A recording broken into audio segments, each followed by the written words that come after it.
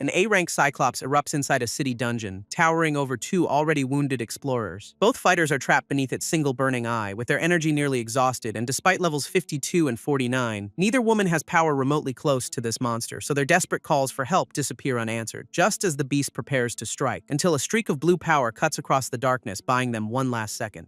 To understand how this nightmare became normal, we need the rulebook of this altered world. Mysterious dungeons now appear without warning, releasing monsters while hiding supernatural treasure inside, and those brave enough to enter are called explorers, warriors whose levels measure their strength. Their raids became public entertainment, yet every livestream still carries the risk of sudden catastrophe, which is why viewers watching Team Astera recognize this A-rank Cyclops as a death sentence. Back inside, the wounded explorers can only brace themselves as its crushing arm comes down, but a white-haired woman drops between them, smashing the attack aside before anyone gets killed. Without slowing, she launches a radiant counterstrike, slicing through the Cyclops with absurdly casual precision. And that single exchange flips the raid completely, leaving the supposedly unbeatable monster badly crippled. The newcomer praises the survivors for holding on, while their shocked faces ask the obvious question: who could dismantle an A-rank monster this easily? The answer flashes across everyone's screens: Towa Fuyutsuki, level 99 S-rank explorer and undisputed strongest woman of the modern era. Yet before Towa can finish things, the wounded Cyclops lunges again from behind her, only for a shadowed young man to intercept, calmly inviting the beast to test his darkness. Then his shadow art floods the chamber, wrapping its massive body in violent purple energy, and the stranger's power cleaves straight through, ending what even seasoned explorers could not handle. Outside, livestream viewers explode with questions because one detail matters far more than the victory. The rescued women just watched someone impossible command an explorer skill right beside Towa, because only women are supposed to awaken powers, without exceptions anywhere in this world. And yet the person standing inside those shadows is unmistakably a man, breaking everything society knows. That male shadow art user is Haruhito Ayukawa, and this is how his impossible rise begins. Before reaching that dungeon, however, Haruhito was nowhere near the legendary figure shown ahead. He wandered through a ruined alley, repeating that he wanted to die as exhaustion swallowed him, until he collapsed against the pavement, letting the same hopeless thought pull him under. And an angry teacher's voice yanked Ayukawa awake, revealing another nap during class. Instead of a dungeon, he found himself surrounded by classmates already laughing at his failure, while those thoughts of death faded into another recurring dream he still could not explain. The students called him a dropout, insisting this academy had no place for someone so useless. Then their teacher tested him on the highest explorer rank and modern society's strongest name. Haruhito guessed SSS rank, and the room went silent for exactly one painful heartbeat, before everyone erupted, since that rank does not exist, and his answer sounded spectacularly stupid. He could not even name Towa Fuyutsuki, handing his classmates another perfect reason to sneer, so our boy lowered his eyes, realizing he had managed to embarrass himself again. The teacher used him as a warning, telling everyone not to become unwanted male dropouts, because in this world, explorer ranks belong exclusively to women who awaken supernatural abilities. Haruhito remained stuck at level 1, a number that seemed to confirm every insult around him, until student explorer Natsuki Natsukawa entered cooking class, instantly changing the boy's entire mood. They crowded around her at once, each determined to win attention before another rival could, especially one classmate eyeing her beauty, wealth, and B-rank status like a winning lottery ticket. Haruhito watched their performance with disgust, wondering why every guy lived to flatter women. But the academy itself had been designed for exactly that brutal social divide. Women trained for dangerous dungeon careers, while men studied cooking and housekeeping for marriage, because female explorers now held the power, money, and prestige that shaped everyday life. During class, however, Haruhito quietly prepared a restaurant-quality meal and carried it toward Natsuki, leaving nearby classmates stunned that the supposed idiot could produce anything so polished. One bite made her imagine marrying someone who cooked this well every single day, and when she praised him directly, his awkward thanks earned more attention than any flattery. Natsuki finally memorized his name, revealing herself as a level 55 B-rank explorer, which made the jealous boys glare, convinced Ayukawa had somehow stolen the romantic advantage. Later, eating alone outside, he remembered that men were expected to become house husbands or hosts, while another failed aptitude test showed zero explorer talent, mocking the only future he wanted. As a child, he had idolized dungeon heroes without realizing every celebrated explorer was female, and that stubborn dream made classmates call him Mr. Dropout when they found him alone. They mocked his lunch, accusing him of practicing ways to charm Natsuki for an easy life, but before Haruhito could deny it, their leader decided words were no longer entertaining enough. A fist crashed into his face, punishing him for supposedly growing too proud after one compliment, and the humiliation continued later on the training dungeon's lower floors, where students gathered nearby. The girls had heard about this cocky loner, unable to believe a man challenged women, so one knocked away his tablet, surrounding him before he could safely leave. When they learned he wanted the explorer exam, cruel excitement spread through the group, because only women could awaken, making his ambition perfect material for their next training session.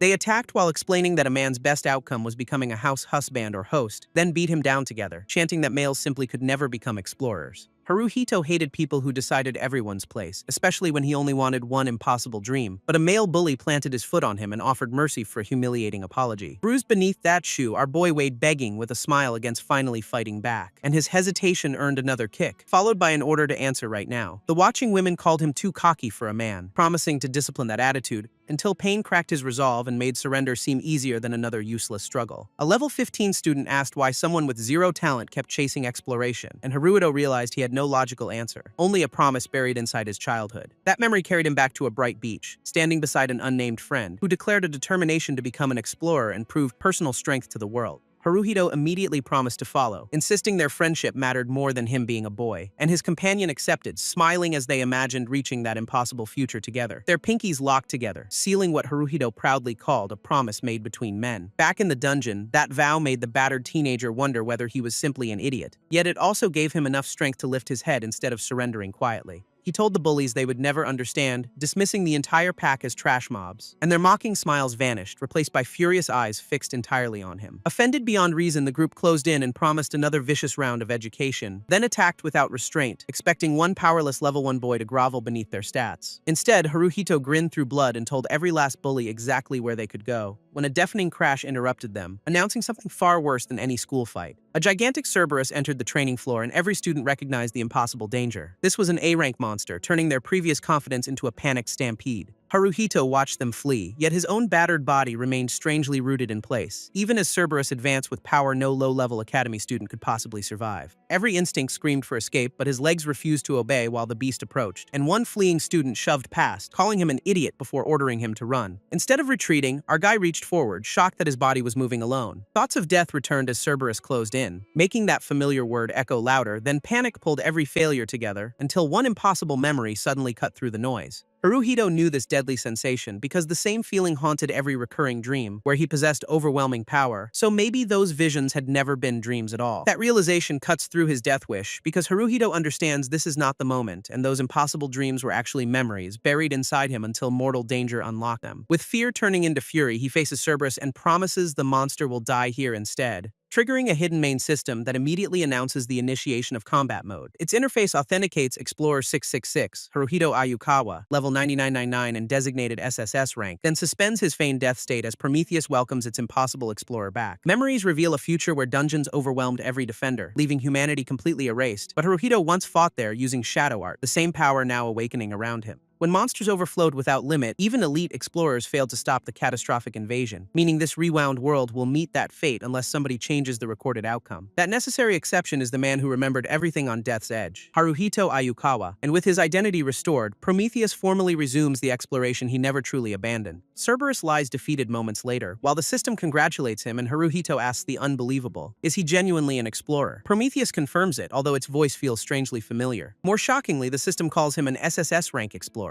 a classification supposedly non-existent here, while the returning students stare because they just watched a man destroy Cerberus alone. One boy protests that men cannot possess mana, desperately rejecting the evidence standing before him. Then fear inspires an uglier plan. Kill Haruhito before anyone else learns what happened. The ringleader claims they can steal the victory, provided everyone permanently silences its real owner. But Haruhito hears everything, and calmly asks what kind of nonsense they are discussing. The ringleader breaks down first, screaming that a man stronger than women cannot be allowed, while his companions repeat the same denial, as if prejudice could erase Haruhito's power. Unfortunately for them, his burning body remembers exactly how mana should answer its master, and when he warns everyone back, one explosive wave sends the entire group flying. The stunned bully can barely form words, staring at the supposed dropout with terrified eyes. Yet rage makes him call Haruhito an inferior being who should remain beneath women. Haruhito answers by raising one finger, letting concentrated power gather at its tip, then flicking the loudest bully away so casually that nobody understands what happened. A violent shadow burst carries the target across the chamber, instantly ending his murderous confidence, while Haruhito apologizes without remorse, explaining that he cares nothing about social hierarchy. Prometheus confirms every hostile signature eliminated, then politely suggests returning to the academy,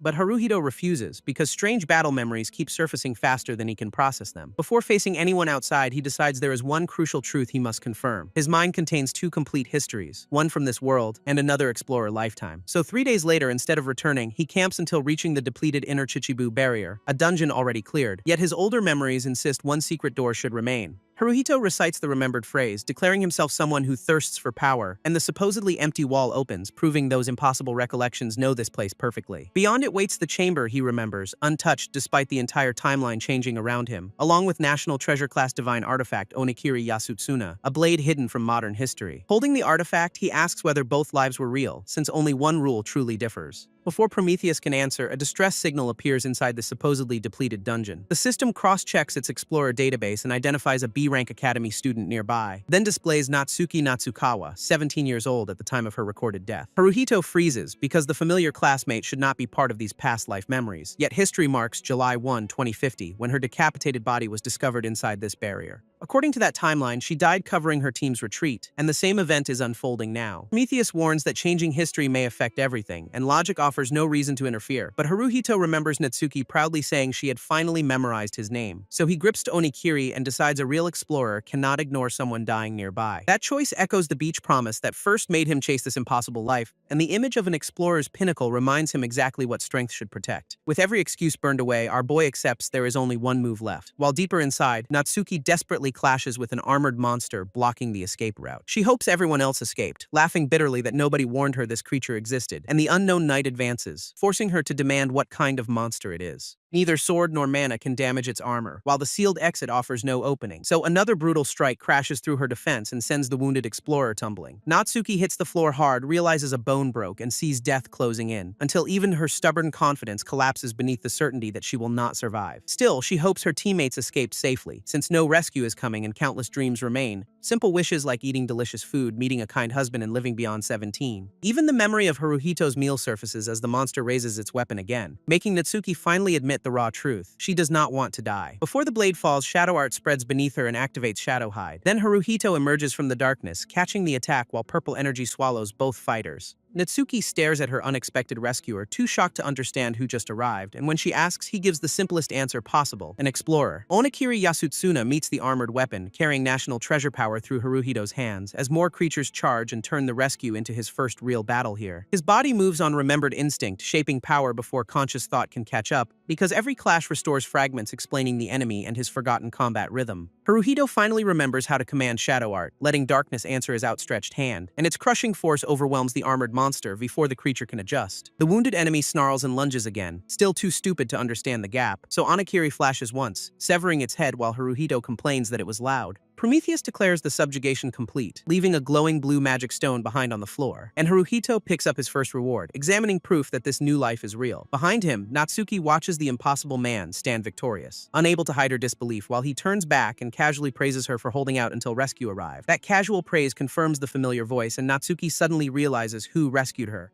But before she can say Haruhito, the shadowed man dodges confirmation with a teasing question. He reminds her that men supposedly cannot become explorers, then wishes Natsuki a long life, and Shadowhide carries him away, leaving the surviving girl reaching desperately after him. She tries demanding his identity before the darkness closes, still unable to finish her question, then the implications finally hit, turning shock into a flustered reaction nobody else can witness. Elsewhere, Prometheus asks what comes next, while Haruhito studies the possibilities opened by survival, especially after remembering his official aptitude remains 0 despite the overwhelming power now restored. 5 days later, the annual Explorer exam begins beneath cameras, crowds, and non-stop media coverage, and a reporter stops the suited Haruhito, expecting another harmless spectator interview. He politely explains he came to take the exam, instantly transforming her curiosity into disbelief because she assumes every applicant first passed the preliminary magic power certification test. Haruhito admits failing, but learned dungeon materials can qualify someone directly for the practical exam, so the reporter labels him another annual delusional idiot while maintaining perfect professional politeness. Unaware of her thoughts, our guy accepts the offered escort and follows her toward reception. At the counter, an official confirms he wants participation, and Haruhito answers without hesitation, prompting her to request the dungeon material required for bypassing his failed preliminary score. The reporter expects the usual scam, imagining some cheap auction stone presented as legitimate loot, but Haruhito places down the blue magic stone, estimating its monster at A rank or higher. She nearly laughs aloud, certain this hopeless man has finally pushed his fantasy too far. Yet the examiner silences that laughter at once, her sudden fury startling everyone around the counter, especially the reporter, who cannot understand why an obvious fake deserves such serious attention. Its shape and residual magic resemble material from something beyond A rank, perhaps a dragon knight, so the examiner keeps it for investigation, and Haruhito calmly allows the inspection to proceed. The watching applicants fall silent, stunned that material brought by a man was actually accepted, while the embarrassed reporter realizes he has already earned access to the practical test. Haruhito leaves reception behind and advances toward the next stage without celebrating, where applicants channel magic into a measurement crystal under an examiner's careful supervision. One woman scores 87 points, comfortably clearing the 50-point threshold for C-rank certification, and the reporter reassures herself that Haruhito must fail, since men supposedly possess no magic. The examiner repeats the requirement and warns that holding back will only make success harder. Then Haruhito touches the crystal, releasing a blue-purple eruption that engulfs the entire device. Officials and spectators recoil together, unable to process the impossible reaction unfolding before them, as the display climbs past 999 and declares his power unmeasurable, beyond S-rank. Even the examiner screams that result aloud, because no male applicant has ever produced anything comparable, yet the crowd rejects what everyone just witnessed, insisting men cannot generate magic at all. Their explanation arrives immediately. The machine must be broken, because prejudice feels safer than truth, so Haruhito requests another measurement, and the shaken official permits one more attempt. As he prepares, an old promise returns, the vow that he would become an explorer too, made beneath the summer sky to a childhood friend whose memory still guides every step forward. That promise seems to echo elsewhere, where white-haired Towa stirs beneath a memory she cannot escape, because every awakening follows the same dream, returning her to one vanished summer again. She longs for that season even in a luxurious room, though she knows it will never return. At the examination arena, an announcer welcomes the packed audience and explains the main event, a battle royale where crossing the boundary or losing consciousness means immediate disqualification.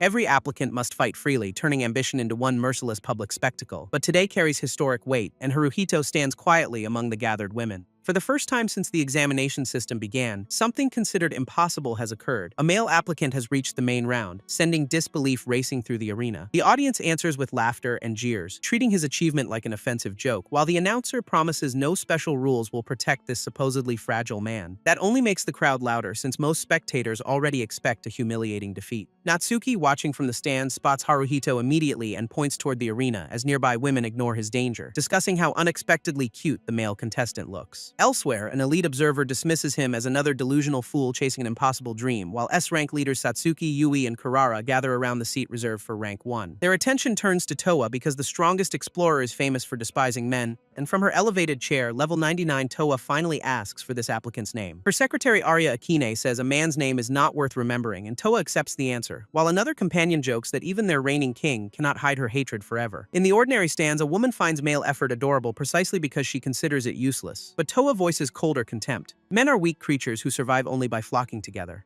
Even so, Haruhito reaching this arena bothers her enough to order Arya to investigate, and before the secretary can uncover much, the announcer officially begins the main examination. Black energy instantly floods the arena floor, making the examiner freeze as shadows spread everywhere, and every female competitor turns toward the one man they had already dismissed. From above, Towa watches the impossible display with the first hint of genuine interest, while Haruhito calmly says it is time, then commands his shadow art to rise. He carries that old promise into the fight, determined to become an explorer for his friend, but the surrounding applicants can only stare, their easy target suddenly wrapped in unfamiliar power. Questions ripple through the formation: how can a man wield magic, and what is that darkness? Towa cuts through the noise with one demand, asking Arya for the applicant's full name. A quick search finally supplies it: Haruhito Ayukawa, the same unknown man commanding the arena. The answer strikes Towa personally because that name belongs to someone she already cannot stand, and her expression hardens as the supposedly powerless intruder becomes impossible to ignore. Then the announcer interrupts with an unexpected rule change issued during the examination itself. Any contestant who defeats the male applicant will pass automatically, by direct order of rank 1.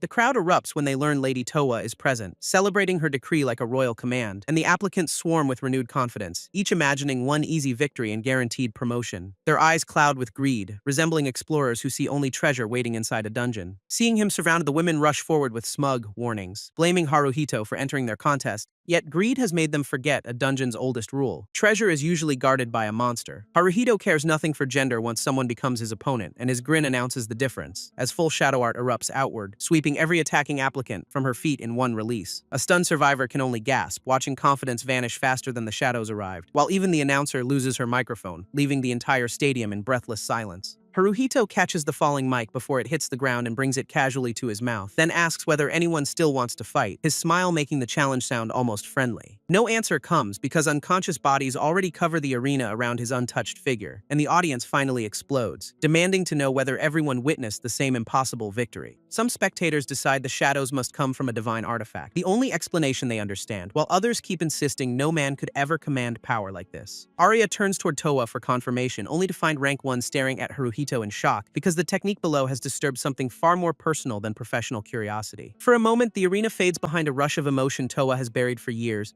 until wonder softens her face and one trembling hand curls tightly against her chest. At the Fuyutsuki villa, she once met a boy whose blurred face still visits every dream, running beside him across a summer beach again and again, always chasing the same lost afternoon. Their small figures cross the glowing shoreline beneath a sunset that memory refuses to release. And now, hearing his name beneath those shadows, Towa finally wonders whether that boy was Haruhito. Arya's repeated calls finally pull Towa from the memory, though rank 1 barely seems to hear her, for the normally severe explorer is blushing openly, whispering confusion as hope overwhelms discipline. That transformation shocks Arya more than Haruhito's power, because she has never seen Towa lose composure, and Towa can only insist it cannot be true, even while her expression says she wants it to be. Before Arya recovers, rank 5 Satsuki springs from the viewing area and declares she is going down. But when the secretary tries stopping her, Towa quietly grants permission and lets the challenger leave. Satsuki activates her glowing wrist artifact, laughing that their king certainly knows how to motivate her, then launches into the arena on a column of blue lightning, announcing her arrival with pure spectacle. She lands among the unconscious applicants, facing the lone man who flattened them without moving. One glance confirms what she wanted to know. Haruhito truly intends to call himself an explorer, so electricity coils around Satsuki's body as she gathers S-rank power for the opening rush. She disappears and attacks from Haruhito's blind side, driving a lightning-charged strike toward his head, yet he calmly recognizes teleportation-like movement and wonders whether she expects him to take it.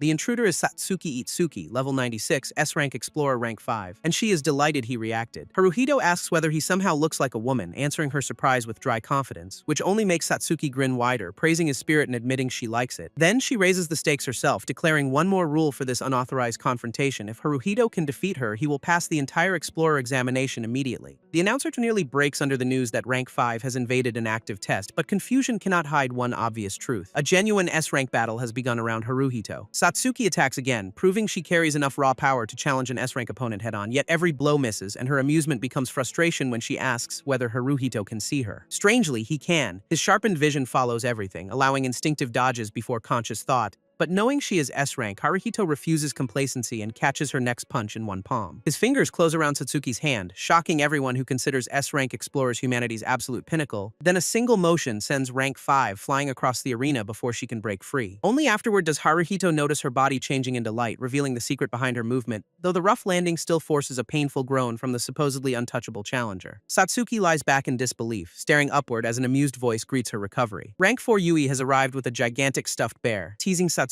for taking such a dangerous risk, while hooded Kurara finds an extrovert's defeat hilarious and complains that Yui joined too. Yui simply says their boss granted permission, then produces a tiny rabbit and several wooden sticks, which she strikes together, transforming harmless toys into a violent new attack. Enormous animal constructs surround Satsuki, Yui, and Kurara, turning Haruhito's duel into 3 against 1. Prometheus completes its analysis and identifies all 3 S-rank women as artifact holders, explaining that modern explorers cannot truly use skills yet, so artifacts awaken borrowed combat memories. In Haruhito's former world, such relics were merely training wheels for people unable to activate skill, making this confrontation a perfect opportunity to measure how far rank 5's artifact can really go. The sensation confirms his suspicion. Satsuki's impossible movement comes from converting herself into light. Memories from the previous timeline give Haruhito an experiment he decides to test immediately. Faced with relic-dependent elites in this fiercely female-dominant society, Haruhito considers what his restored abilities mean, and deliberately asks how much power he can reveal without ending the test instantly. Across from him, all 3 S-rank women ready their artifacts, smiling as their combined pressure rises. Satsuki becomes a streak of light and charges again, but shadow energy meets her at full speed. Haruhito's blue gaze tracks every flicker, reading the trajectory hidden inside the glare, and Satsuki realizes he is serious when her next approach fails to overwhelm his defense. The collision thickens the air with crushing pressure, forcing even rank 5 to question what she feels, as Haruhito's purple shadows surge again, reaching past her light toward the other 2 attackers. A shadow limb lashes around Yui's enormous white rabbit, catching the construct before it can descend, but the furious creature twists forward, trying to crush Haruhito beneath its massive paws.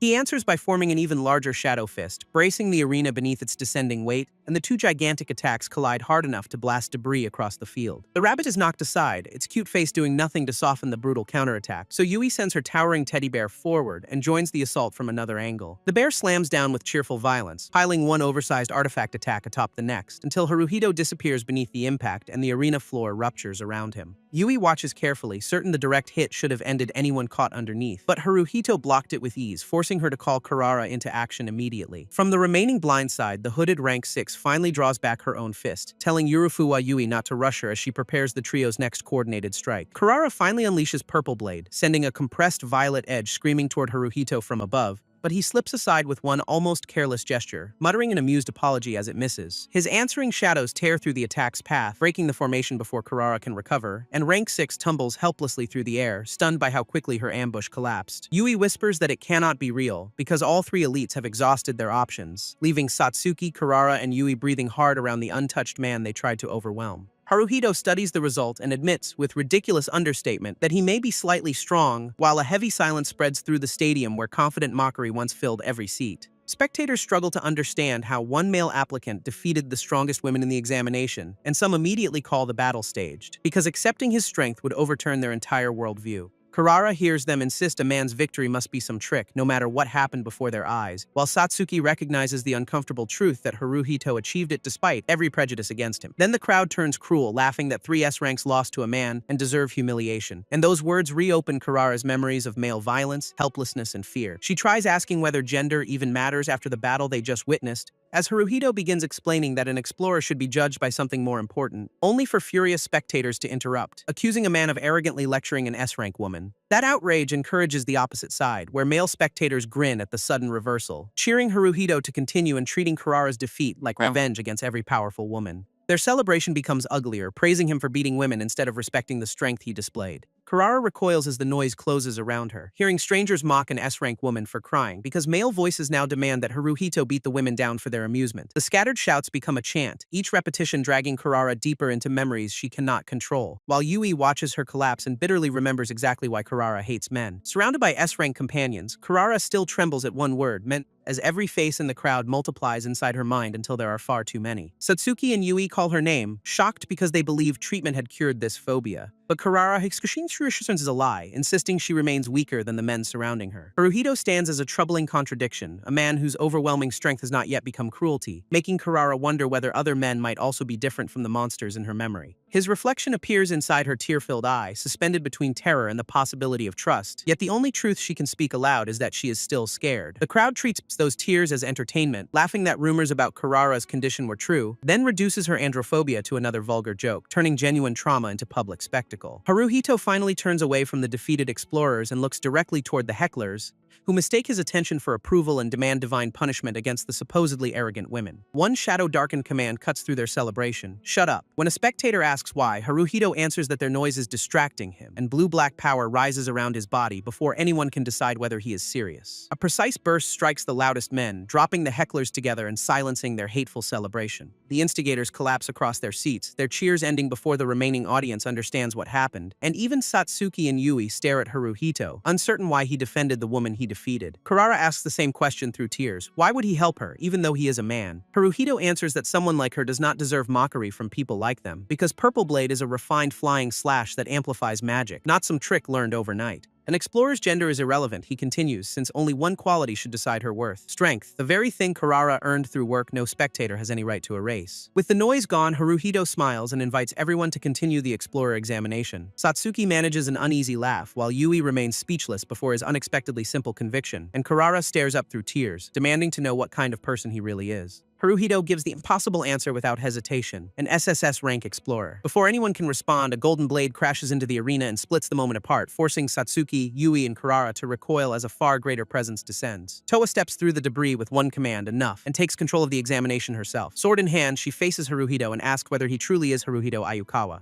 He confirms it cautiously, watching Rank 1 tighten her grip on the ornate weapon, while Toa studies his face and asks whether he remembers something they once shared. Haruhito has no idea what she means, and his honest confusion wounds her more than denial. The warmth leaves Toa's golden eyes as disappointment hardens into a new resolve. Then Rank 1 lunges without warning, swinging her massive sword straight toward Haruhito. Haruhito evades and finally understands the oppressive magic surrounding her. This woman must be Rank 1, and facing the strongest explorer brings his forgotten childhood promise back to the surface. He never learned that precious friend's name, yet the vow they made still matters enough to honor, so Haruhito raises his fist and challenges Toa directly. "Take me on, Rank 1. The familiar words freeze Toa mid-attack, reopening the summer memory she feared existed only in dreams, and she realizes Haruhito remembers their promise, even if he still does not recognize the girl before him. For one heartbeat, the ruined arena becomes that distant beach where two children faced each other, but the memory vanishes as Rank 1 and the SSS rank challengers square off in the present. Haruhito gathers a vast sphere of purple energy overhead, dark currents spiraling around its expanding core, while Towa watches the unfamiliar spell and asks what kind of power he is creating. Skeletal shadow hands close around the glowing center, compressing darkness into an artificial star, and intersecting violet beams pour into it until the entire stadium trembles beneath the pressure. Spectators stare upward and mistake the blazing orb for a second sun hanging above the arena as Haruhito remains beneath it with a confident smile, fully aware of the terror he has summoned. The accumulated energy descends in a towering purple column, consuming everything between Haruhito and Rank 1. Satsuki, Yui, and Karara can only whisper disbelief as the blast swallows Towa's position, yet Rank 1 emerges with her great sword raised, irritation replacing any trace of fear. Golden power erupts along the blade, forming a radiant counterstroke large enough to cleave the column apart. Towa invokes Avalon Treaty Restriction Release, unlocking the sealed authority within her weapon, while Haruhito braces inside surging shadows, ready to meet the strongest explorer at full power. The Babel Treaty releases Haruhito's limited mana restrictions as an SSS rank explorer, opening a deeper reservoir, and darkness gathers behind him in layers, responding to authority this era has never witnessed. Yet his past life memories scream a warning while he compresses a purple core between his hands, because all shadows and complete shadow manipulation answer together, drawing every trace of darkness inward. Haruhito activates Blackout, full release, fixing his blue gaze on the miniature void he has created, then fires the accumulated power as a narrow violet spear that drills straight through the arena.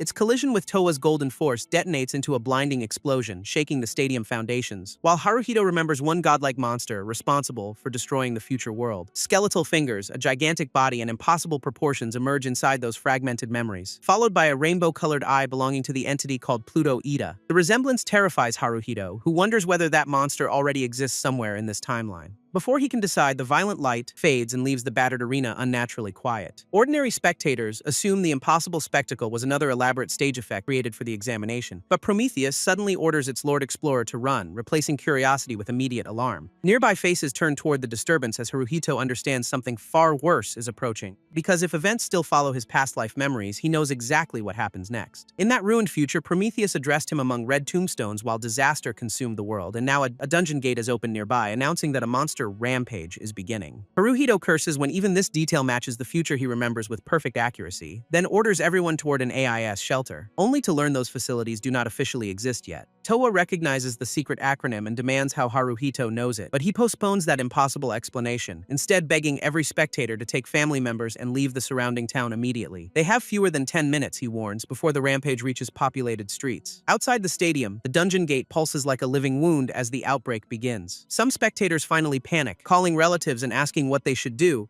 while others reject orders from a man, insisting Haruhito has no right to frighten them. He starts snapping at the stubborn crowd until Prometheus sighs and asks whether this is enough. The familiar voice scolds him for always getting hurt to protect fools, confirming who interrupted. One heckler keeps shouting for Haruhito's attention, unaware that something else has taken control of the conversation, so Prometheus orders everyone quiet and isolates Haruhito with Towa inside a curtain of silence. Rank 1 studies the sudden barrier without flinching, ready to extract every answer he possesses, while Haruhito realizes the most feared woman in Japan is now completely focused on him. Towa closes the distance and addresses him directly, leaving no room for another evasive response. Where did Haruhito learn about the top-secret AIS shelters belonging to her company? She abandons that question for the emergency as he predicts monsters within a 10-kilometer radius. Towa demands the full situation and any countermeasure together, ordering him to speak concisely. Haruhito hesitates because this era has not researched rampages, leaving him without evidence for his claims, but Prometheus signals that it understands the problem, giving him the support needed to continue. Towa calls Arya into the field and her secretary immediately kneels for instructions. Arya provides direct emergency terminals for Tokyo's governor and the Prime Minister's official residence. Towa contacts the governor first, demands a citywide state of emergency, and accepts full responsibility, then orders the Prime Minister to mobilize the Disaster Management Center without wasting another second. A final call commands the AIS project director to deploy every prototype shelter, finished or not. Haruhito asks Prometheus what is happening, and the system explains that Towa simply believes him. With officials moving, Rank 1 checks her terminal and asks Haruhito what she should do next, while the modern city outside remains deceptively calm, unaware of the approaching disaster. Crowded streets leave almost no room for evacuation, making every delayed minute more dangerous. Back inside, Satsuki, Yui, and Karara ask their king how they can help, But Towa says that is exactly what she is asking Haruhito right now. Civilian evacuation will begin shortly, so she waits for his next instruction without questioning his authority. Haruhito answers that everyone inside the stadium must be moved into the nearest shelter, and Towa immediately broadcasts the order, telling every citizen to evacuate. Officials respond with one unified confirmation, finally treating the warning as a genuine emergency. Spectators pour into the aisles and begin leaving, replacing chaos with organized movement. Watching Towa coordinate everything, Haruhito cannot suppress one question about her sudden trust, so he asks why she believes a man whose claims arrived without evidence. Towa's stern face softens, and a faint blush reveals that the answer is deeply personal, yet she raises one finger and playfully refuses to tell him. Before Haruhito can push further, Arya kneels beside Towa with visible urgency, requesting permission to speak despite the difference in rank and the crisis around them. Towa grants it with one sharp command, inviting the secretary to voice whatever concern remains. Arya admits Haruhito protected everyone from the magical blast, yet cannot accept his unsupported prophecy, and Towa repeats that hesitation back to her, waiting for the objection to become something useful. The secretary finally says it plainly. She cannot believe a single word this man says. An explosion outside answers for Haruhito as monsters burst onto the surface amid fire and collapsing streets. Arya turns toward the rising smoke, her certainty breaking beneath the sight she considered impossible. The Explorer Association confirms unidentified monsters inside the city and urgently requests every nearby explorer. Satsuki, Yui, and Karara receive matching reports. Armored creatures attack civilians while police beg for backup. Towa asks whether anyone besides Arya still doubts Haruhito, receives silence, and declares that settled. From this moment forward, their priorities become civilian rescue and complete monster elimination. Then Rank 1 does something extraordinary, asking Haruhito whether he has any better suggestions. Arya nearly breaks again, unable to believe Towa is requesting another person's judgment. Haruhito recalls the behavior of monsters during a rampage, confirming that he remembers their established patterns. They move toward densely populated districts while prioritizing targets with strong magic, especially explorers. Towa asks why the creatures hunt explorers specifically, but Haruhito admits that answer remains unknown. What he doesn't know is worse. Captured explorers are dragged into dungeons and never return. Operating under the worst-case scenario leaves one location in greater danger than every other site, and Haruhito names it immediately: the Explorer Academy packed with awakened students. The disaster's true objective becomes clear. The rampaging monsters are targeting the academy. Inside, wounded girls already crouch among broken walls, trying to protect one another as danger closes in. At the academy, one wounded swordswoman still shields the frightened male students behind her, until a winged invader introduces himself as Angel Jamziera Ulza Enoch and calls the defenders disgusting. What offends him most is seeing males protected by females, a reversal his pride cannot tolerate, so he mocks the boys for cowering and asks whether they possess any shame as men. The targeted students recoil, too terrified to answer while their wounded protector remains between them, and Jamziera invites the male monkeys to challenge him, pretending his contempt is honorable combat. Before anyone accepts, Natsuki crashes into him with a blue strike that interrupts the speech, then tells the stunned Angel he talks too much, refusing to let intimidation control the battlefield. Her classmates recognize Natsukawa immediately, though the male students worry about her unfinished injuries, while another girl celebrates that Natsuki landed the first clean hit against their attacker. That victory lasts only a moment, because Natsuki suddenly sees what Jamziera captured behind her. The Angel has seized a red-haired student by the throat, yet casually praises Natsuki's attack. He calls the hostage a natural talent, skilled at erasing both her presence and magical power, while the girl gasps helplessly inside his grip, unable to break the hold around her neck. Jamziera decides he likes this rare ability and announces that she will bear his offspring, but the horrified student rejects him through tears, refusing to accept such a monstrous fate. The fleeing boys beg Natsuki to save her, shifting responsibility toward the already wounded explorer, and Jamziera smiles as an even crueler idea forms, turning their fear into his entertainment. He offers the males one choice: abandon the captured girl and run for their lives, or remain beside her, challenge the Angel directly, and prove the courage he claims they lack. The ultimatum freezes both the hostage and Natsuki, because neither can force the boys to risk their lives, and one student glances between Jamziera's overwhelming power and the girl trapped in his hand. Fear wins almost immediately, as he admits that challenging such a monster would be impossible.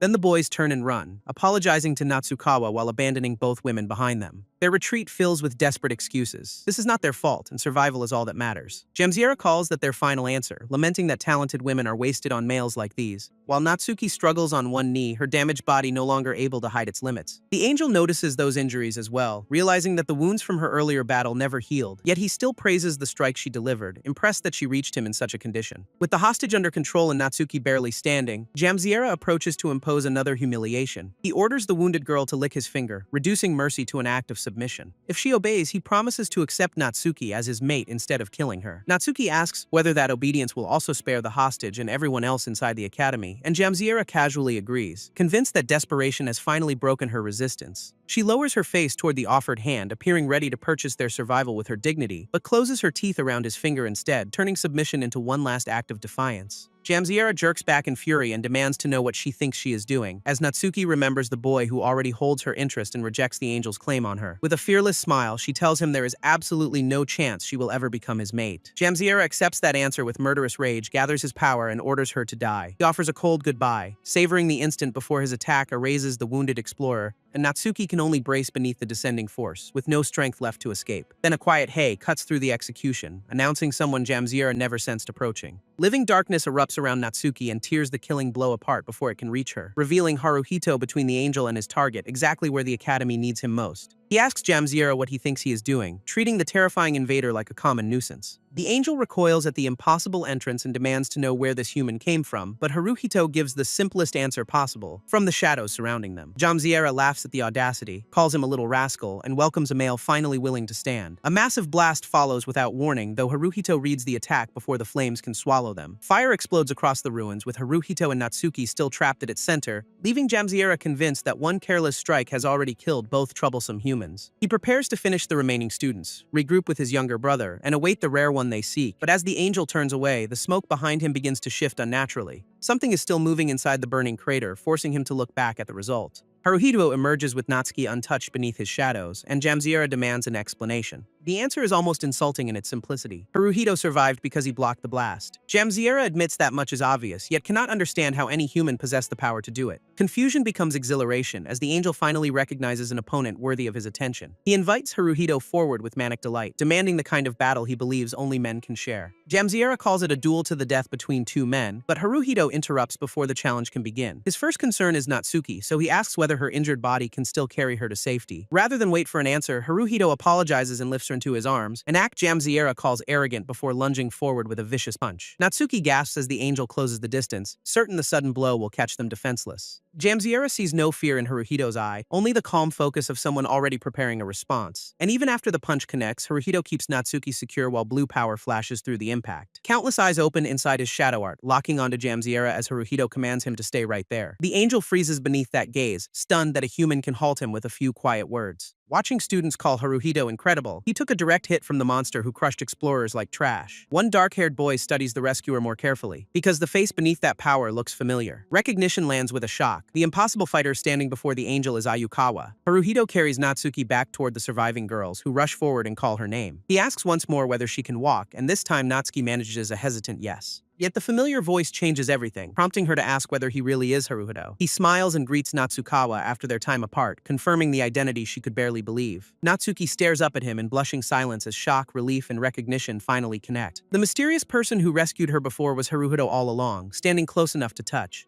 Overwhelmed by the realization, she abandons the tender mood and screams Ayukawa's name across the ruins. Behind Haruhito, another male classmate watches in tense silence, his expression darkening at what Ayukawa has become. That silence breaks into jealous rage, as the boy calls Ayukawa a loser and insists no man could ever fight this way. Even the wounded girls stare at Haruhito and whisper that he truly is male, though danger leaves no time for questions. Haruhito ignores the insults, turns to the surviving defenders, and orders them to run while the path remains open. Before they leave, he kneels beside them and offers sincere respect for the work they accomplished here. The girls can only stare, confused by gratitude from the student now placing himself between them and an angel. Haruhito explains that they fulfilled an explorer's duty, protecting the others until the very end, and thanks them without hesitation, forcing even the furious male classmate to hear his praise. Then he tells the exhausted defenders to leave everything else to him, and they finally agree to withdraw. With the students behind him, Haruhito walks back toward Jamsiera and turns the ruined courtyard into his arena. A faint smile appears, because rescuing the wounded is over and the punishment can finally begin. Shadow gathers around one glowing blue eye as Haruhito calmly invites the next part of their encounter. Jamsiera laughs, calls their exchange interesting, and starts asking for the human warrior's name, but Haruhito answers with a small movement of his hand instead of an introduction. Power rips across the ground and burns a brilliant boundary between Jamsiera and the students behind Haruhito. He points to that glowing mark and makes the meaning of the line perfectly clear. If Jamsiera crosses it, Haruhito will kill him before he can threaten another student. The angel steps over the boundary in open mockery, shouting that he cannot hear such an empty threat, only for Haruhito's counterattack to launch him into the air before that footfall is complete. Jamsiera barely understands what happened, his confidence replaced by one stunned question. Wrapped in violent shadows, Haruhito tells him to defend himself properly before the real beating starts. Jamzira crashes down with his magical armor already damaged, yet pain only makes the angel laugh harder. Haruhito orders him back to his feet, warning that their battle has barely begun. Blue fire burns from his eye as he demands a serious attack, or promises to finish everything in a flash. Jamzira answers those words by condensing radiant force between his hands, eager to crush the challenge at once.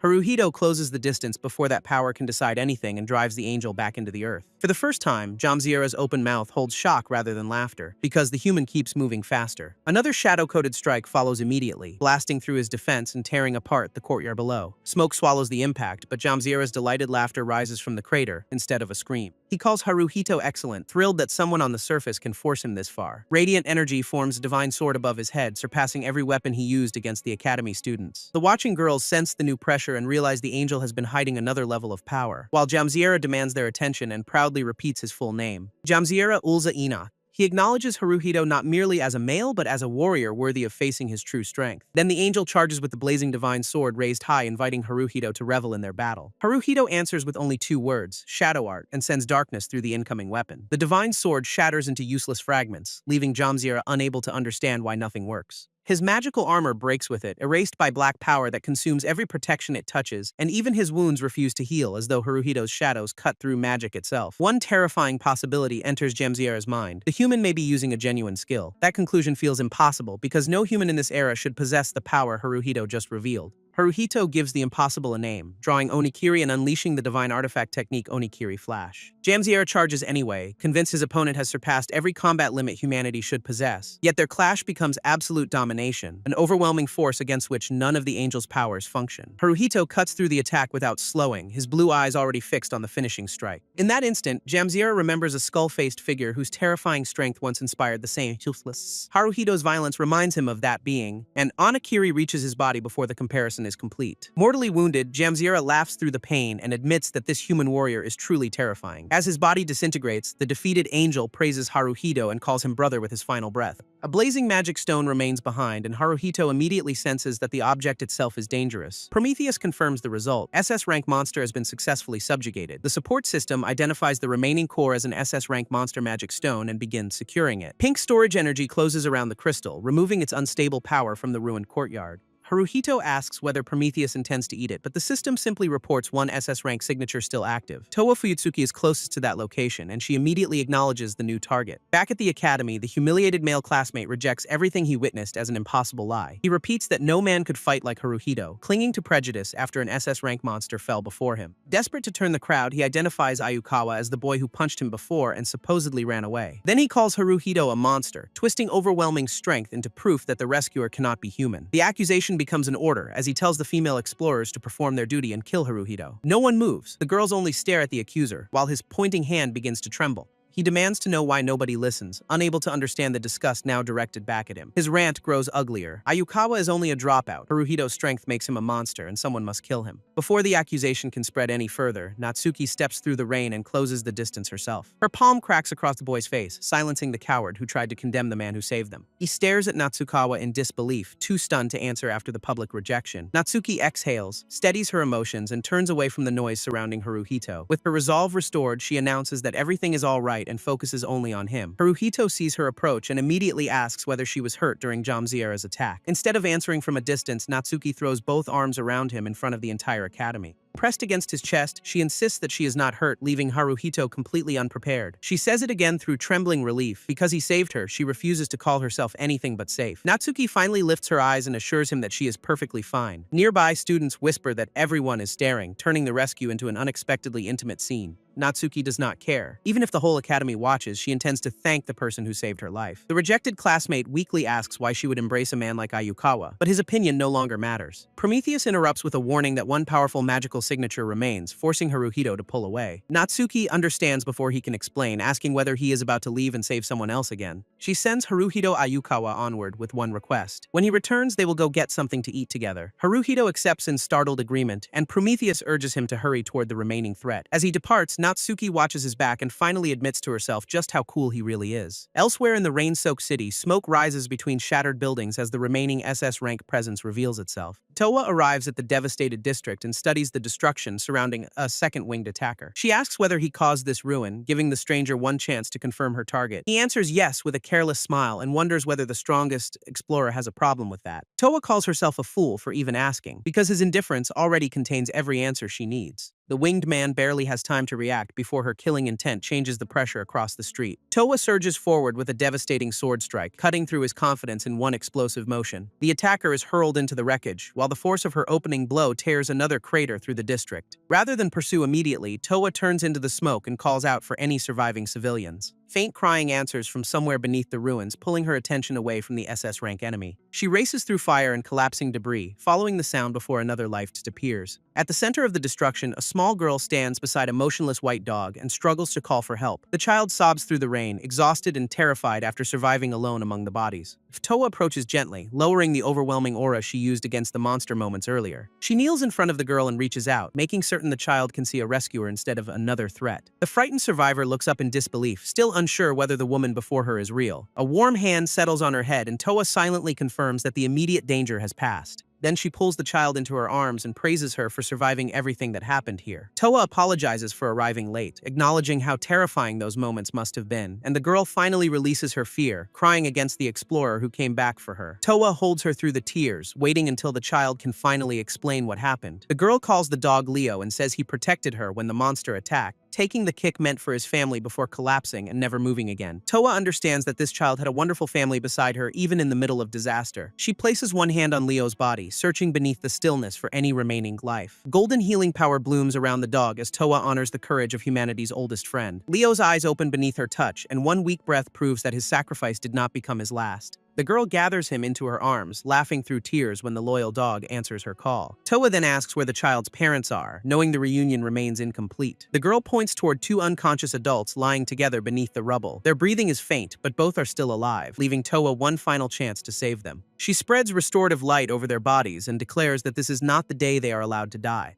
Toa watches every injury close, refusing to turn away until the recovery becomes certain. The parents finally awaken to their daughter's cries, transforming the ruined street into a family reunion. Nearby explorers recognize Rank 1 and announce that Toa Fuyutsuki has come to save the district. Civilians rush forward with gratitude, thanking her for arriving when every defense had already failed. Toa dismisses the praise and orders the explorers to prioritize civilian protection above everything else. Then her golden eye widens, catching a hostile surge before anyone around her can react. Toa begins warning everyone at once, turning from healer back into the shield this crowd still needs, as blue energy descends around them and she commands every civilian to get down. A towering wave crashes toward the crowd, filling the ruined street with enough water to erase every survivor. Toa throws herself between the attack and the civilians, raising golden power around them at the final instant. Water detonates against her defense, but the shield holds and leaves the families untouched behind Rank 1. The scattered liquid begins speaking as it reforms, and the winged attacker praises Toa's quick reaction. He admits her first sword strike caught him off guard and pushed his strange body farther than expected. Toa knows she cut him down cleanly, while the creature cheerfully calls that blow breathtaking. She orders every civilian to remain hidden, realizing that her opponent is composed almost entirely of liquid. The angel rises from swirling blue water and calls Toa beautiful, even after she nearly destroyed him. Wanting a better look at her face, he sends another colossal current twisting toward the explorer. Toa dives through the rushing water and carves open a path before the pressure can trap her. She follows the split current straight toward its source, forcing the liquid monster back into close combat. His taunting interest earns a cold answer as Toa promises to show him her face at sword range. A web of brilliant cuts tears through the water body, slicing the attacker apart faster than he can flow away. Watching survivors believe Toa defeated him in a single strike and begin to celebrate too soon. She snaps at them to remain hidden, because the liquid presence has not vanished from the battlefield. Blue water crawls back across the angel's face, and he warns that she has not finished him yet. Toa's caution proves correct, while the monster smiles at how completely his false defeat fooled the crowd. Liquid limbs surge around the civilians from below, slipping past the place where a solid enemy should have stood. Toa turns in horror as the real attack reaches the people she ordered to stay concealed. The angel mocks her failure to protect them forever, using every hostage to strike at her weakest point. He announces a new game. Starting now, he will hunt down every human hiding in the district and kill them. Toa's restraint shatters at the threat, and she curses the creature for turning rescued families into prey. Her fury teaches him exactly what he wanted to know. Beneath that severe face, Rank 1 is painfully soft-hearted. Delighted by the discovery, the angel summons his signature technique, Heaven Water, and calls her reaction adorable. Toa lowers her stance against the growing flood, refusing to let its scale force her away from the civilians. Avalon sweeps upward and launches a rainbow-colored slash through the wall of blue. The winged monster twists around the flying blade, laughing at the power of an attack that can cut from a distance. Then Heaven Water closes from every direction, and he promises that even Towa cannot dodge what comes next. A living tide chases her through the street, bending its path whenever she changes direction. Towa meets it with Avalon and splits another channel through the relentless current. The liquid angel folds his body through the divided water, using her defense to approach from an impossible angle. The rescued girl spots him first and cries out for her big sister to watch behind her. Blue power condenses in the monster's inverted hand, already positioned above Towa's exposed side. She turns toward the ambush, but the attack has reached completion before Avalon can follow. The child screams for him to stop as Heaven Water Dissolve fires directly toward them.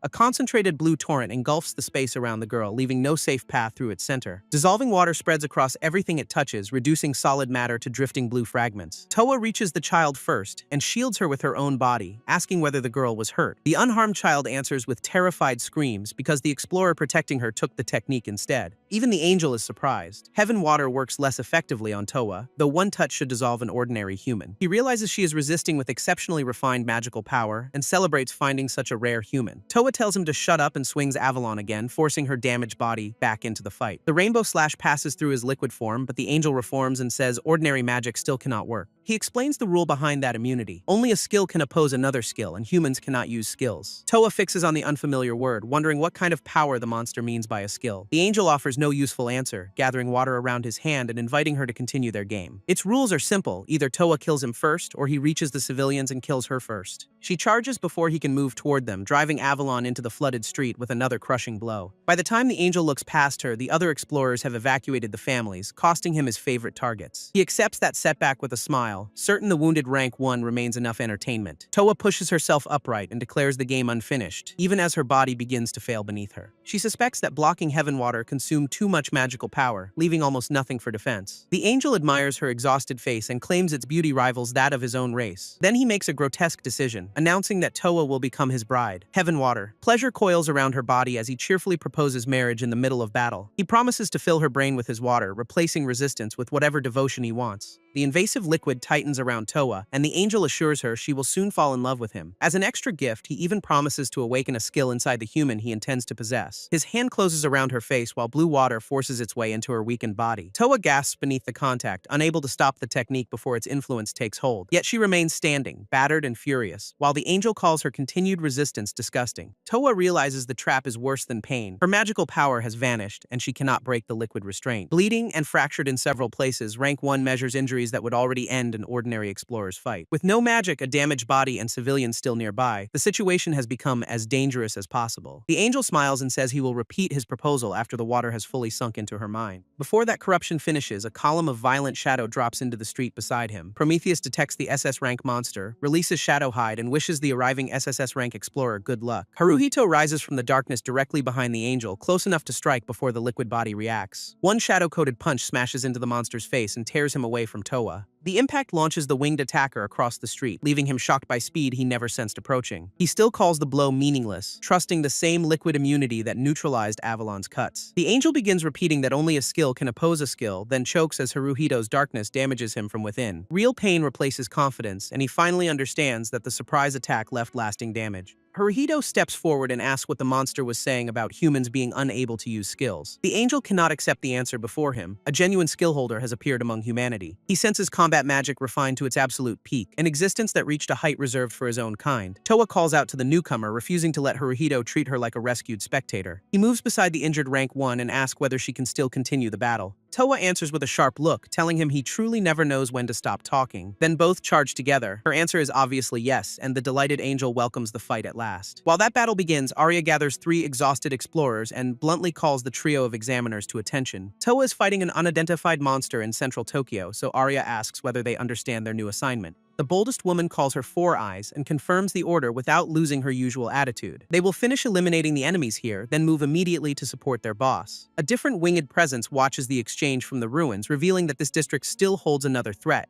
The elderly angel steps forward and asks whether the women have finally finished talking. With false courtesy, he offers them a proposal instead of an immediate attack. They may accompany him to his domain without resistance, a demand the explorers receive with mocking laughter. The elder summons a grotesque, eye-covered staff and admires the strength of will shown by the young women. A horned girl beside him calls him Grandpa Gar and urges the group to hurry before the wider battle changes. Gar senses that the overwhelming force which defeated Jamsiera has joined with another beautiful power. That combination leads him to one conclusion. The liquid angel, Sakura, may be about to die. Back in central Tokyo, Sakura floods the battlefield while Haruhito and Towa attack from opposite directions. A high-pressure water strike races toward them, intending to separate the pair before their rhythm stabilizes. Haruhito drives shadow art through the current, tearing open Sakura's supposedly untouchable liquid body. The angel recoils in genuine pain as darkness penetrates defenses that rendered normal attacks meaningless. His water form is no longer protecting him. Haruhito's strikes reach the life hidden inside the liquid. Sakura finally understands that every shadow-coated blow can kill him regardless of how often his body reforms. Haruhito presses that weakness while Towa's rainbow slash arrives from the other side, and she notices Sakura's fear. The angel cannot understand the pair. Towa should be near death, yet her attacks only grow sharper beside Haruhito. Sakura watches her blade with growing panic, because every exchange makes the wounded woman's edge more precise. He insists that female attacks can still be nullified, only for another strike to break through before the claim is finished. Haruhito punishes that distraction immediately, asking whether Sakura can afford to look away during their fight. The angel screams that this must be a joke, unable to restore the absolute advantage Heaven Water promised him. Towa sees the pattern at last. Haruhito's skill can reach Sakura and create the path her own attacks need. He confirms that skills affect other skills, but Towa needs no explanation and simply says she trusts him. Even Haruhito wonders why Rank 1 places such complete faith in a man she supposedly just met. Sakura interrupts their exchange with Heaven Water, rage, flooding the street beneath a vertical wall of blue. Certain of a direct hit, he boasts that the strongest Heaven Water technique melts humans in an instant. Haruhito answers with Shadow Art, Shadow Great Shield, raising a dark barrier around himself and Towa. The water breaks against that defense, and Sakura can only stare as his strongest current fails to erase them. He forces himself to remember that Haruhito is human, then plans to attack the weaker civilians again. Before Sakura can redirect the flood, Haruhito draws Onakiri and prepares the skill he already analyzed. His sword crashes through the water with Sakura's name on his lips, turning the angel's attention back where it belongs. One reptilian eye widens, sensing an attack that appeared before any visible swing. A crossing wave of shadow and rainbow power tears through Sakura's liquid form from two directions. The angel recoils in disbelief, unable to understand when Haruhito released the hidden cut. Haruhito identifies Heaven Water as an SSR skill that controls otherworldly water, but requires a charge before activation. Sakura finally realizes the slash itself was flying, launched during the opening he believed was harmless. His body collapses into a blue puddle once more, while fear turns toward the deeper mystery of Haruhito's knowledge. Sakura cannot understand how this human knows his name, the structure of Heaven Water, and every weakness inside the skill. Prometheus asks whether the memories have returned, and Haruhito confirms that the past is finally becoming clear. In the previous future, a godlike monster erased 20% of the world's population beneath one great flood. That monster belonged to the 7 Calamities and carried the title Water King Sakura. Haruhito fought the Calamities at the end of his former life and died against them, though this Sakura looks different. Towa calls for Haruhito to maintain the pressure, and he follows her charge without breaking their rhythm. Sakura begins insulting the inferior humans for getting carried away, but their acceleration cuts the speech short. Shadow and Steel reach him at once, forcing a single cry from the Water King before the next impact. Haruhito and Towa drive Sakura backward together, each attack covering the opening left by the other. A blue prism forms around the battered angel, who admits their combined strength has genuinely impressed him.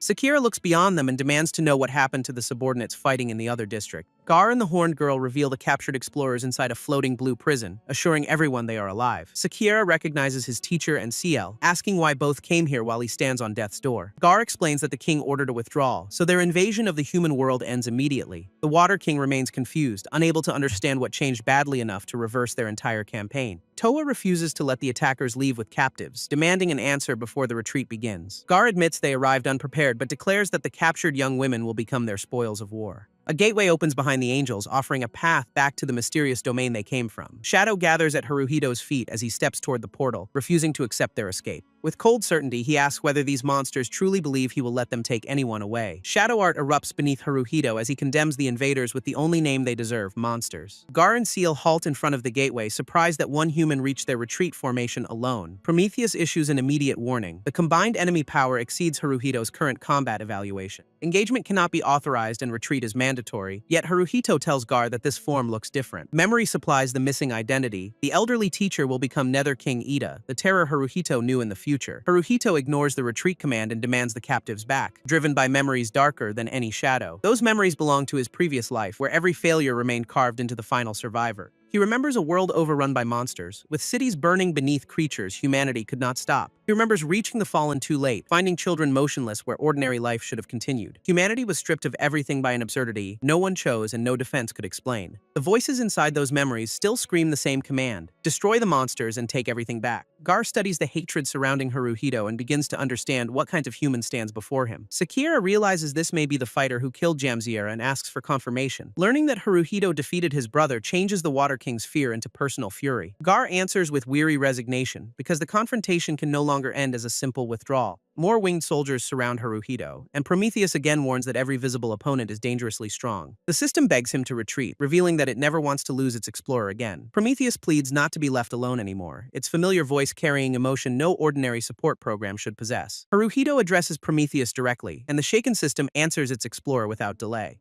He tells that voice it is the only one he can ask, preparing a request dangerous enough to defy every warning. Prometheus falls silent at the request, caught between its calculations and the explorer it cannot bear to lose. Then a small fragment of crimson light rises from Haruhito's shadow, signaling that the system has made its choice. It calls him a fool for risking the second chance he was given, even after learning exactly how precious that life should be. Haruhito can only apologize, while Prometheus mutters that humans truly are impossible creatures to understand. Despite every objection, the main system unlocks and Prometheus initiates combat mode at its explorer's command. A colossal violet eye opens behind Haruhito, revealing the power that had remained hidden within his shadow. With exploration restart activated, shadow art expands into a living mass of eyes and tendrils around its rightful master. The angels launch themselves through the blinding light, hoping to crush Haruhito before the transformation is complete. He charges straight through their assault, carried forward by the monstrous shadow now answering his every thought. Sakira recoils from the sight and demands to know what kind of creature Haruhito truly is. Desperate to stop him, the Water King points to the blue prison and threatens the women trapped inside it. The threat comes too late, because Haruhito's tendrils are already sweeping past Sakira to seize the captives. Another shadow strike tears into the Water King, leaving him stunned when the damaged water refuses to reform. Sakira curses and struggles to regenerate, but the power that once restored his body no longer responds. Meanwhile, violet tendrils wrap securely around the entire prison and pull it away from the battlefield. Prometheus confirms that all 4 S-rank explorers have been secured, removing Sakira's only leverage. Haruhito counts out the final motion, 2-3, then swings the prison towards safety with all 4 women inside. The blue structure crashes beyond the enemy formation, carried clear by the force of his enormous shadow. Once Prometheus confirms that every S-rank explorer has left the combat zone, Haruhito turns back without hesitation. The rescue is complete, and with no hostages left to protect, he calmly announces that it is time to move on. His next objective is declared without disguise: commence the attack on the man Haruhito knows as Nether King Eda. Eda's winged soldiers close ranks with their spears raised, forming a living barrier around their elderly master. Shadow art tears through that barrier from several directions at once, crushing the formation before it can advance. Yet Haruhito's expression tightens, because one opponent has already moved through the chaos faster than expected. Eda meets an enormous tendril head-on and knocks it aside, proving that age has done nothing to dull his strength. The old angel praises Haruhito's technique, impressed that someone so young can command power on this scale. Haruhito returns the compliment with a grin, admitting that the old man moves remarkably well himself. Their exchange ends with a violent clash, shadow and staff colliding as both fighters test the other's reactions. Eda presses forward immediately, refusing to give Haruhito enough distance to control the battlefield freely. Even the surviving soldiers become pieces in his formation, their coordinated movement extending the reach of his strange weapon. Haruhito breaks one piece of that formation apart, but the opening only draws Eda closer to his position. Shadow Art answers with a sweeping counterattack, spreading beneath every enemy still standing in its path. Violet spikes erupt across the ground, transforming the battlefield into a lethal forest no ordinary fighter could cross. Haruhito races among the rising tendrils, using their shifting angles to conceal the direction of his approach. He slips beneath the next attack and accelerates, closing the last stretch before Eda can reset his defense. For an instant, the old man's future skull-faced form overlaps the enemy before him, sharpening Haruhito's memory of the monster Ita will become. Haruhito emerges beside that remembered face with a casual greeting, finally reaching the target hidden behind the formation. Twisting through the air, he introduces himself properly as his next strike descends toward Ida. The old angel has only a heartbeat to react before Haruhito's foot drives through the remaining distance. The kick sends Ida crashing downward in a pillar of force, marking the first clean blow of their long-awaited battle. The effort leaves Haruhito straining for breath, but the pain only hardens his resolve to keep the old monster pinned down. Laughing through his exhaustion, he swings another enormous shadow blade toward Ida before the angel can recover. The violet strike drives its target through solid stone, tearing a deep path across the ruined battlefield. Cracks spread over Ida's skull-like mask as he rises from the impact, yet the damage reveals no fear beneath it. Instead, one calm eye opens through the broken bone, showing that the future Nether King still has power in reserve. His counterattack lands without warning, ripping blood from Haruhito and throwing the explorer violently through the air. Ida reaches toward the wounded young man as Shadow Art falters, ready to end the battle before Haruhito can regain control. A quiet breath escapes the old angel's mask, and his outstretched hand closes in on its helpless target. Towa refuses to let him finish, charging between them with Avalon raised and shouting that she is taking Haruhito home. Her sword releases a brilliant rainbow arc, pouring the last of her strength into one decisive rescue. The light becomes a gigantic spectral hand that closes around Haruhito and pulls him beyond Ida's reach. As Towa calls his name, the wounded explorer looks back from inside the glowing grip and realizes who saved him. Ida makes no attempt to pursue them, withdrawing alone beneath the light of the gateway now calling him home. Through the shattered mask, his exposed eye remains fixed on the human who already knows the monster he will become. Back beyond the gate, the old angel repeats Haruhito's name to himself, carrying that unsettling encounter into his own world. On the ruined battlefield, a desperate cry finally reaches Haruhito through the darkness and drags him back toward consciousness. His eyes open to Towa leaning over him, shouting his name with terror she can no longer hide. Haruhito answers with a confused sound, still dazed as he tries to understand how both of them survived. Relief floods Towa's face when he focuses on her, but her own battered body has already reached its limit. She collapses into his arms, and Haruhito kisses her in surprise while weakly noting that she is awake too. Towa can only whisper that he is alive, while the bewildered Haruhito looks around and asks what happened. Then she remembers the others, and urgently points across the battlefield, prompting him to tell her to take it easy. Nearby, the rescued explorers lie scattered among the broken blue prison, motionless but safely beyond the enemy's reach. Haruhito assures Towa that they only lost consciousness and that every one of them is still alive. Her relief lasts only a moment because she reveals that Haruhito was the sole person who had stopped breathing. Through fresh tears, Towa explains that he never responded to her voice and that his heart had remained still until seconds ago. Haruhito silently asks whether that is true, and Prometheus confirms that its self-repair finished exactly 27 seconds earlier. He checks his body and finds every wound gone, with not even pain remaining, while Towa trembles beside him. Her fear abruptly turns into anger, and one sharp punch to his stomach makes the newly repaired explorer fold over again. Towa demands to know why he never puts himself first, unable to understand how he can treat his own death so casually. His heart had stopped and his injuries were catastrophic, yet he still fought to protect women who were expected to protect him. Haruhito consults Prometheus, which concludes that Towa blames herself because this society considers protecting men a woman's natural duty. Understanding her guilt, he recognizes Towa as the painfully responsible type and searches for words that will release her from it. He tells her not to worry, arguing that an explorer accepts death whenever the moment finally comes. Towa stares in disbelief as Haruhito states the reason with complete conviction. He is an explorer, regardless of his gender. Even Prometheus recoils at that reckless philosophy, its flustered reaction echoing the protest Towa cannot yet express. Haruhito adds that his one and only best friend would have made the same choice, so abandoning her was never possible. He remembers the childhood promise and admits that when they meet again, he refuses to be someone that friend would find disappointing. By claiming responsibility for his own life, Haruhito also removes the blame from Towa, turning a clumsy explanation into a flawless rescue of her heart. Towa cautiously asks whether he even remembers that friend's name, only to hear that the child never told him despite being asked. She wonders how he can stake his life on a childish promise when he does not even know the other person's name.